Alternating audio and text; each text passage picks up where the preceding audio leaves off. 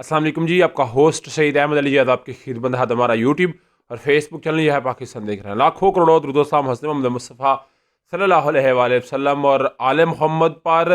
पाकिस्तान तहरीक इंसाफ के चेयरमैन साबका वज़ीर-ए-आज़म इस्लामी जमहूरियत पाकिस्तान, साबका चेयरमैन तहरीक इंसाफ, उनके साथ मेरा ख्याल है दो लोगों की जो है वो सियासत का डायनामिक्स तब्दील हुए। एक चौधरी परवेज़ साहब और एक शेख रशीद साहब, ये दोनों चढ़ते सूरज के पुजारी थे, कोई इसमें शक नहीं है। मगर परवेज़ लाई साहब को कल मरकजी सदर इमीडिएटली फैक्ट के साथ बना दिया गया है कि वो पाकिस्तान तहरीक इंसाफ के मरकजी सदर होंगे।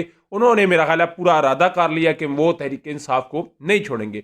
ये एकदम से क्यों किया गया? क्योंकि कल 40 मिनट तक मुलाकात हुई है नवाज शरीफ साहब, इनके साबका वज़ीर आज़म, और चौधरी शुजात साहब साबका वज़ीर आज़म, 45 दिन के लिए वज़ीर आज़म रहे थे चौधरी शुजात साहब। तो इन दोनों के दरमियान जो है कल 40 मिनट तक मुलाकात हुई। इस 40 मिनट की मुलाकात के अंदर डेफिनेटली चौधरी शुजात साहब ने अपने बच्चों का मुस्तकबिल सेव किया, अपने बच्चों का जो है आने का जो है सियासी कैरियर उसको ठीक किया।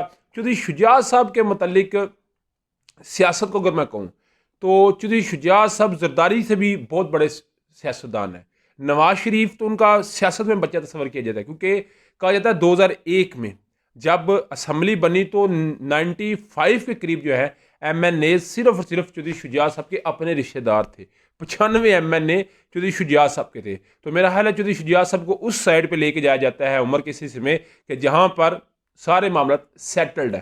क्योंकि मेरा ख्याल है घर लड़ाई का मामला भी पैदा हो सकता है। और जो कहते हैं कि इन्होंने जो बच्चियाँ, एक इतलात है कि बेटियाँ पाली हुई थी, वो बड़े बड़े घरों में के अंदर गई, तो वो घर लड़ाई करती हैं। ये कैसे हो सकता है कि शुजात के साथ मामला ख़राब हो जाए? तो चौधरी शुजात साहब ने जहाँ पे अपना सारा मामला सेट किया, वहाँ चौधरी परवेज़ साहब का भी मामला था कि वो भी अपने बच्चों का मुस्तकबिल सेट करते। मगर कल चौधरी शुजात साहब की इस मुलाकात के बाद जो है वो तहरीक इंसाफ ने उन्हें फौरी तौर पे मरकजी सदर का एक जो है वो ओहदा दिया और फौरी तौर पे हंगामी तौर पे उसका नोटिफिकेशन जो है वो जारी किया। मगर उस उधर अंदरूनी कहानी ये है कि चौधरी शुजात साहब की और जो नवाज शरीफ साहब की मुलाकात हुई है मंडी बावलदीन, गुजरात, हाफसाबाद, सियालकोट, इन 4 डिस्ट्रिक्ट के अंदर 10 के करीब MNA की सीटें और 22 जो है वो MPA की सीटें मांग ली गई हैं। और कहा जा रहा है कि जो 2018 की तहरीक इंसाफ की और मुस्लिम लीग काफ की एडजस्टमेंट थी, सेम उसी पैटर्न के मुताबिक आगे मामला को लेकर चला जाए।